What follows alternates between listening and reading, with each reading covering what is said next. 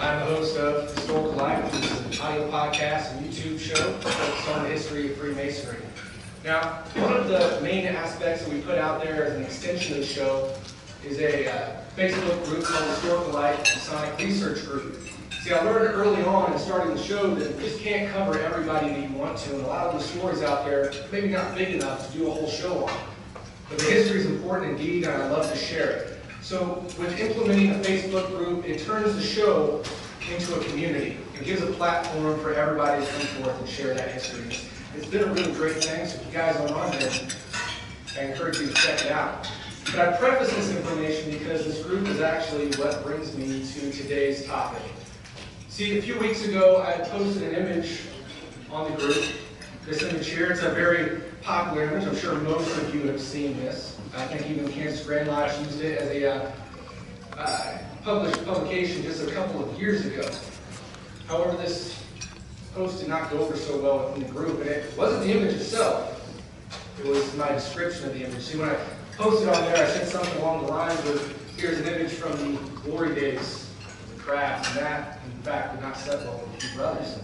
They came forth and told me their opinions on it, that by viewing the history as the glory days, we're actually resting too much on our laurels. That if we view just the history, and not today as the glory days, we even hinder the overall progress and moving forward with Freemasonry. Very strong words. I took heed to that. Set me back in my seat a little bit. See, when I posted this, that wasn't the intent of the post. I posted this because this image, just to me, shows the powerful time within Freemasonry.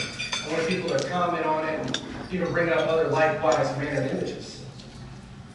But there was passion and emotion that came forth from this that I wasn't expecting. And it immediately told me there was a conversation to be had here, so I wanted to look deeper into it. I wanted to understand, for one, where the brethren are coming from. Because like I said, it's not my intent behind the post. I wanted also to understand how I felt about it. Because when I posted this, there was no hidden meaning, no ciphered text. It's just the way it came out. And I do understand why I would say that. I'm kind of a history nerd within Freemasonry, so of course it's the way it comes out, but I wanted to understand further. I had personal conversations with the two brothers, and they had great points they brought forth. I had a face-to-face conversation with one, and I did video chat with the other because he was outside of the state. But even after chatting with him, it made me deeply reflect, and I really came to the conclusion that I just can't stand before you brothers and tell you that I honestly see today as the glory days within our craft. See, when I came into Freemasonry, one of the first things I was taught was to always reflect on myself, always evaluate myself and my ashlar. And every time that I see a rough spot on the ashlar, we're to chip away at it with the goal of perfection. It's a lifelong journey. Well, stepping back and examining Freemasonry, I run my spots that I feel me chipping at, and I feel to turn a blind eye to that would, for me, be a disjustice. So today, brethren, I want to examine the craft, then, now, and yet to come. To do that, though, we need to come to a realization, and for one, that is that we are not Freemasonry. It's a powerful statement, but it's true. Not I, not you, not our lodges, not our grand lodges can change what Freemasonry is. Freemasonry is a set of truths, moral and philosophical, that's well beyond us. And at the end of the day, we're lucky just to be a part of it. So what we're really examining is how we practice Freemasonry, how good of a job we do at it. Do we give it service or not? We start off by talking about our history, or then. The history of Freemasonry was very powerful one indeed. I mean, nobody can really turn a blind eye to that fact. It's one aspect that brings a lot of people into the fraternity in the first place, and even the profane, some of those that really don't know much about Freemasonry at all, can't really turn a blind eye, and they know at least something about the history of Freemasonry. It's very deep, it's very known, it's very respected. Going through Freemasonry's history, one aspect of it, or one era of it that I really like to refer to is that of colonial American Freemasonry. It's just a very powerful time, both in the implementation of this new country and the implementation of Freemasonry coming into it. And looking into that era, you come by some very powerful names, a long list. Some of those of Paul Revere, Lafayette, John Hancock. The list goes on and on. You might question how I came up with this list. Well, I didn't. I thought it was kind of cool, though, because I asked my daughters, 12 and 8 years old, to think of a few big names in Freemasonry in that time period. In about 5 minutes, this is what they came up with. And I think it rings true. And indeed, that list does go on, but we have these very powerful names that were both influential in the beginning of the country, but also implementing Freemasonry. And we see that they went about Freemasonry with the utmost dignity, respect, and honor. But who would we be to forget the most famous Freemason of them all? Of course, he's like Rudolph the Red-Nosed Reindeer, returns of past masters, old Brother George. Now, Brother George Washington is kind of an intriguing one to bring up in this topic, for one, because history and research tells us he really wasn't that active of a Freemason. He didn't go to lodge all that much. And we can argue that aspect back and forth quite a bit. I mean, he was George Washington. It was a very busy time. Maybe he wasn't into Freemasonry as much as other people were. I mean, we do know that Freemasonry in this time period was a bit of a social class, and if you were going to be anybody, you were going to be a Freemason. Could have been the aspect. Maybe he was very into it, but just too busy.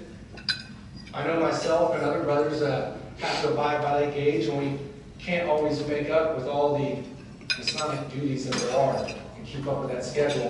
I can kind of see why George Washington, of all people, may have had a tough time making it to lodge every other Thursday night at 7:30 or whatever his lodge schedule made. And I did do the research on that, so don't hold me to it. But no matter the facts, he's an interesting one to bring up because we see that when he practices Freemasonry on a public scale, he does so with that dignity, honor, and respect. So even if it was the fact that he wasn't that into Freemasonry, he knew that it was something that deserved that honor and respect.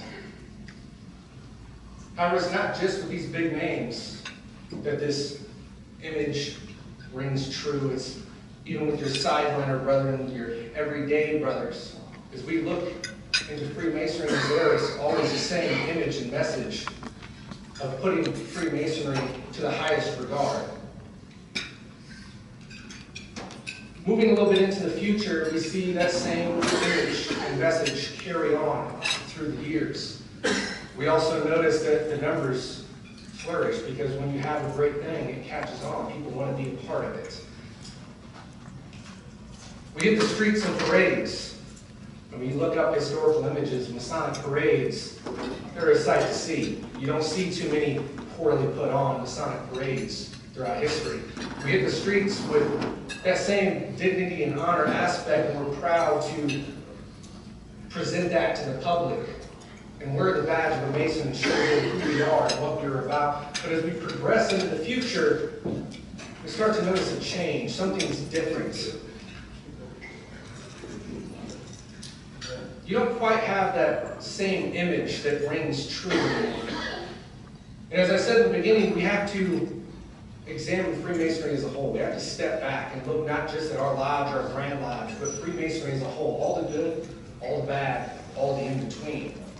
This is not all that we see from Freemasonry. In fact, we do still see that same image, that same message.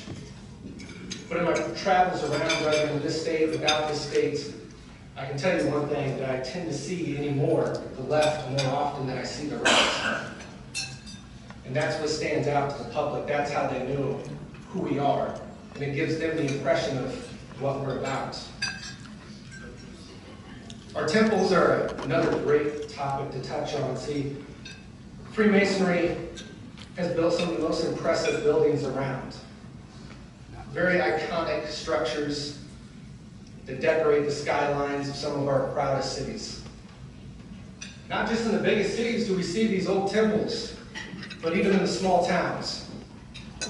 This is my Masonic Lodge in Gardner, Kansas, and it was built in 1907 after the original structure burnt down in 1906. Now, you'll notice these two are quite different. But this is not New York City, it's not Kansas City, it's Gardner, Kansas in 1907. A small rural farm town where money meant something. And in that time and place, this was a pretty grand structure. It actually made several of the publications and newspapers around that time for being such an iconic and modern building and really bringing that portion of Johnson County into the future. You didn't see this type of building before, and the Freemasons brought it because they had pride in what they wanted to show to the public. This is another cool image. This is my lodge being built. So you got to remember that our brothers built these temples for a reason. They wanted something tangible to show their devotion to the craft. It sends a message through. It shows the progression and the honor that we build over the years. That message rings true in so many different historical photos and stories that we hear. These temples mean the world to us. But as you travel around today, it's a sad sight to see that most of them are left in ruins, and even the ones that we're in today are headed in that direction. And you get a lot of different arguments here. I've had a lot of people present the conversation to me that, well, the temples are killing us. We just need to get rid of them all. They're killing Freemasonry. Well, I can see that. Old buildings take a lot to maintain, right? But one thing we can agree on is something brought us to this point. There was some kind of a change that occurred that now we can't afford the maintenance on these buildings that leave the buildings in this condition. The craft versus the club is one of those conditions that I would blame for this fact. See, clubs are very popular and have been over a number of years, and as the craft started to go through changes and noticed that there's a lot of members over this way, we went after those members. But Freemasonry doesn't hold the same tenets as a club. It's different. Everything about it doesn't match the confinements of a club. Yet as examining how we practice Freemasonry, it's often practiced as a club. We see anymore that the lines between the craft and the club are often blurred. Community views us as a club, plain and simple. The local governments classify us as a club, plain and simple. I've had a grand historian tell me how proud of his club he was. I've seen the secretary of the lodge, after a new brother just got raised to the 3rd degree, get up and welcome him to this great club. Kind of made me cringe a little bit. This change the club aspect is brought to the craft blends through and shows us in many different ways. It brings a relaxed atmosphere. Well, it's for anybody, it's easy. You start to see it not just in the public eye, but we bring it into the lodge room, which is a very symbolic and holy place. We see it in our appearance, which from lodge to lodge varies, of course. But our appearance used to really show that message. And I'd say today it still indeed shows a message.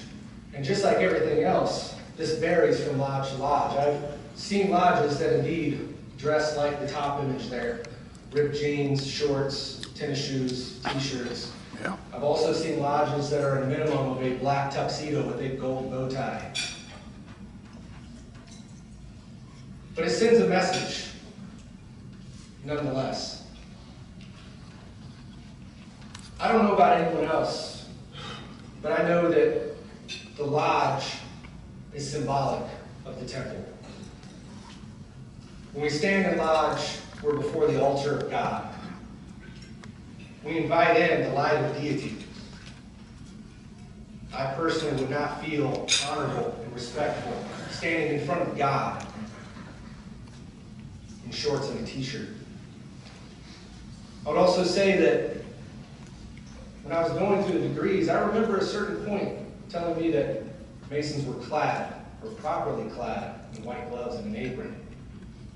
I don't ever remember being told that Masons were properly clad in jeans, t-shirts, polos. You know, my wife shared with me, she grew up around Freemasonry. My father-in-law's been in for, I think, over 20 years at this point, and she remembers the Masons the day they came over to interview him for coming into the lodge. And they came over several times after that. It was this very intimate relationship with the lodge, and she viewed the Masons as these amazing people. She had this iconic image of them that she tells me today doesn't match. She doesn't see it anymore. It doesn't feel the same as what it used to. She's noticed that same change that I speak of. Brother Michael Cole recently said it best, in my opinion, on Facebook. I was scrolling through my feed and I came by this that just really made me stop and about to clap while I was driving. If it were illegal to be a Freemason, we would see who was really a Freemason. I think that rings true. Like if it became illegal to be a Freemason, it would separate out that club aspect really quick. The dues are always an interesting topic. You just can't avoid them. But it brings us to where we are. I call them the dues that don't. I'm going to put forth some information here from 1882 from my lodge. Now, my lodge was chartered in 1868, so these aren't the original numbers, but I just happened to be flipping through a book one day, and this was written in the front cover, breaking down the financials for that year. And I put it into perspective to current day, and it really kind of blew my mind. So these are the numbers I want to present. See, in 1882, Gardner Lodge charged $10 per degree, first, second, and third. Today's money, that's equivalent to about $227 per degree. By the time you reach Master Mason, you're looking at about $681. That's Gardner, Kansas again. That's big money. Annual dues of the lodge at the time were $2. Added inflation in 2017, you're about $45.42. Grand Lodge per capita was an additional 50 cents, which comes out to about $11.35 on top of that. Moving into 2017, we currently charge $75 flat, all 3 degrees. Annual dues run you about 26 bucks. Grand Lodge per capita 24, and that's already been voted to raise some. To put that into perspective, brethren, over the years we have gone from a value of our secrets of Freemasonry from $681 in Gardner down to $75. But to put that in more light, to illuminate that a bit farther, out of that $75, we give the brothers cipher, leather apron, member booklets. Runs us about $61 before tax or shipping coming into play. And then there's an additional $5 that goes to the Grand Lodge for raising the brother. That puts us at about negative $10 every time we bring a brother into the craft.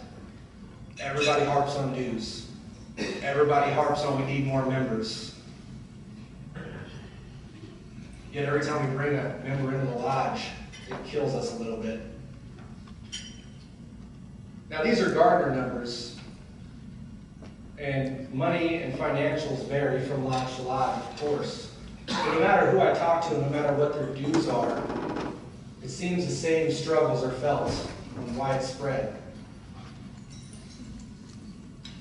From 1882, the dues have gone from a value of $45.42 per capita down to $26, been cut in half. Grand Lodge per capita has gone from $11.35 up to $24, has doubled. And we question why we're barely hanging on. We're on a mission at my lodge, but we have some very real struggles ahead of us. And those struggles stem out of that very change that has been happening for some time now. My lodge has about 170 members on the books. The average age of a male in the United States is 78 years old. Currently, at Gardner Lodge, 24% of that, roughly 40 brothers, are over the age of 78. It's a bit of a scary thought. We have an additional 25% that are only about a decade behind that. That means within 10 years' time, we're going to be facing some very real questions very, very fast. We're looking at losing 50% of our membership. And I think these numbers ring true not just to my lodge, but quite a bit. I don't think we bring that many people in a year.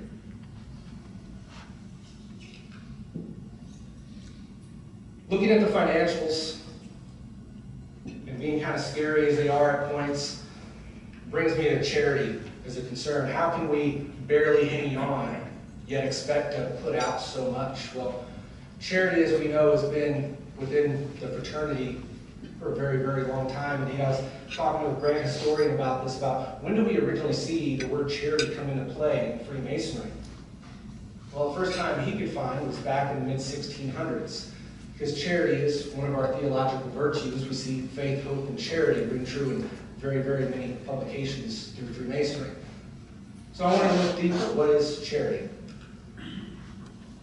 Charity at its core comes from the word charitas, which is Latin and means the deep love of God.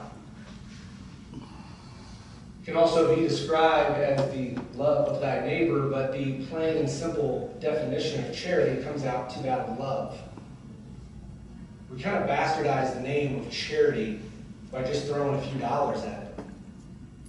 Charity goes so much deeper than that. It's that devotion and commitment, that investment that not very many are willing to put in. But charity to who? Freemasonry does a lot of charity. But in our degrees, who do we actually talk about doing charity to? So I would argue that we're forgetting about ourselves in our degrees. We talk about charity to the brethren, their widows, and orphans. Yeah, so many lodges that I talk to, what do we do for our widows? We maybe send them a basket of fruit around Christmas time, maybe hold a dinner for them once a year. Yeah, for everyone else, we're throwing money out there left and right. And I'm not against that. I think charity is great. But you have to weigh it in multiple different ways. First of all, we're throwing charity out there at the cost of not actually taking care of what we have an obligation to. Secondly, we're throwing charity out there to try to buy likes from people at the end of the day. Have you really looked around at what society thinks of Freemasonry? I didn't join Freemasonry because society loves it and it was a popular thing. I joined Freemasonry for me.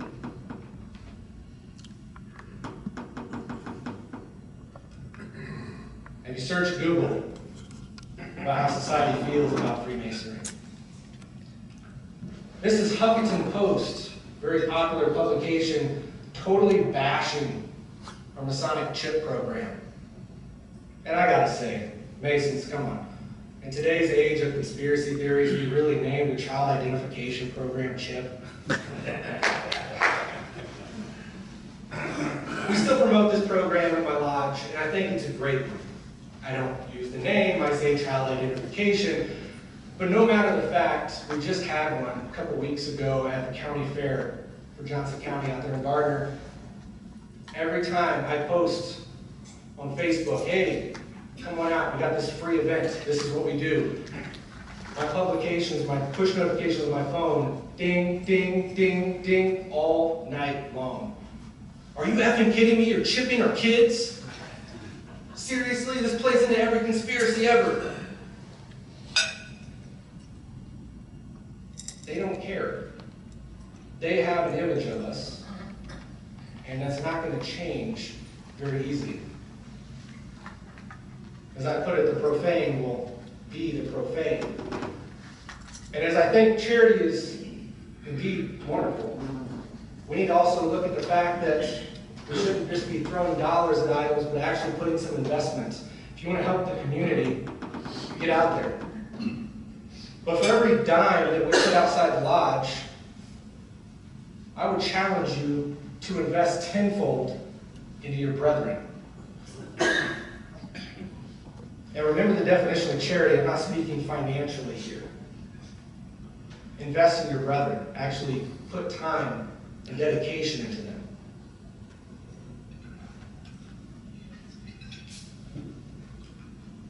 This isn't exactly a Masonic image, but I think it rings true.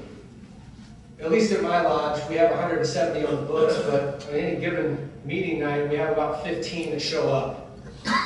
Anyone else feel that pain? Those guys that don't make it to lodge, no matter the reasons behind it, are still our brothers. We have an obligation to them. And they should mean just as much to us as the ones that sit next to us in lodge. I think we should devote some charity into them. Go spend some time with them. Let them know that they still matter to us. Maybe we can help them out in some way. At the end of the day, that's what we took an obligation for. It's charity to our brethren.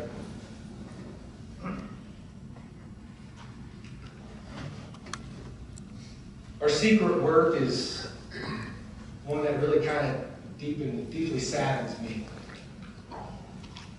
So we go to lodge, we go in there, and you have to show them the dues card, right? You have to be able to prove that you deserve to be there, that you've paid your way. Now, that's not enough. If you're visiting, then you got to go through a ritual of some sort where you can prove that you've actually earned your degree. And even then, you get into the lodge, we send men around to even challenge you farther to make sure you deserve to be there.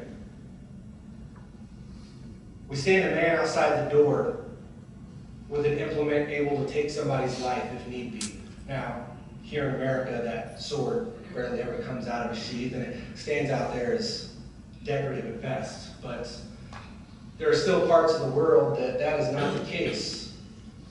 And our history will tell you that that sword was not dull, it was not decorative, it had a real purpose behind it. And that man stood out there to protect the lives of the men inside. For the work they were doing was not understood and not respected by so many on the outside, which I would say is still widely the case today. But regardless, we stand that man outside the door and we enter into the lodge and we go through a certain ceremony to open that lodge. We invoke the light of deity into that lodge. Yet, we do little more than discuss the water bill, possibly even talk about some charity to those very hounds and eavesdroppers that are disgracing our name behind our back. I feel like we're missing something when it comes to our secret work. We go through all the preparation of opening, but for what? Where is that investment, that charity into your brethren? Where is that work that we're supposed to practice? Brethren, our future is up to us. It's up to you. I would argue this fact right here, that you brethren before me today, I would classify as the 1% in Freemasonry. Obviously, an event such as this, we would hope to have the large room down the hall packed with standing room only. Unfortunately, the only way we would do that is to tell all your jurisdictions that we're voting on dues increases today. As the 1%, you are emblematical of the true Masons. Some of you traveled, you paid money to be here, you took time out of your schedule to put into Freemasonry because it means something to you. Look around at all the brothers that are not here. But maybe a game was on. Maybe a show was on, maybe they didn't want to pay for it. Because it just doesn't mean as much. Brethren, we are the task force of Freemasonry. We are the 1%. And we are charged with the duty of reviving Freemasonry, leading by example, bringing Freemasonry back to that image, that message that reigned true so many years. Brethren, open that door and travel that staircase and bring Freemasonry to its glory days. Its glory days is not a time period, it's the acts. The individual acts of all of us over periods of time. Those glory days are up to us. So I challenge you all, like I said, to lead by example. Go out there, create those glory days. And with that, brethren, I want to thank you very much.